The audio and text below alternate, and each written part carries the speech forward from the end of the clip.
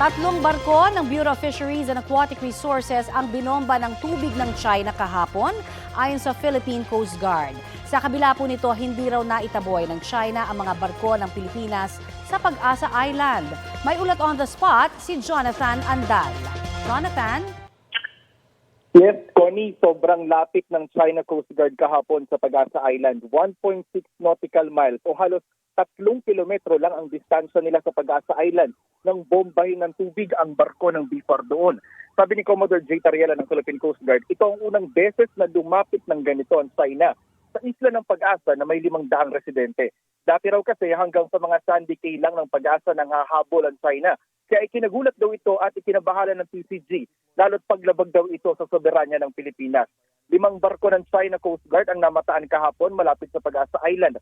Meron ding nakitang barkong pandigma ng China at isang helicopter ng kanilang army. 15 naman ang nakitang Chinese Maritime Militia. Nagpadala na raw ang PCG ng report sa National Task Force for West Philippine Sea at hahayaan na ang DFA na maghain ng diplomatic protest tungkol dito. Kanina pinakita ng PCG ang drone video ng paghabol at sadyang pagbangga ng China sa BRP Dato Pagbuwaya ng BFAR na 2 beses pang binomba ng tubig ng China Coast Guard 21559.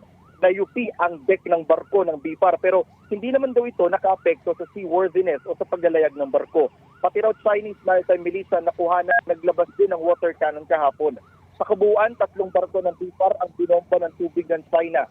Aminado naman ang PCG na wala silang barko sa Pag-asa Island nang mangyari ang pangaharas ng China sa BFAR. Ang 3 daw kasi nilang barko nakabantay naman sa Escoda Shoal, Recto Bank at Union Bank. Nagtungo sa karagatan ng Pag-asa Island ang BFAR para mamigay ng ayuda sa mga mangingisda roon. Pumalag naman ang PCG sa sinabi ng China na naitaboy nila sa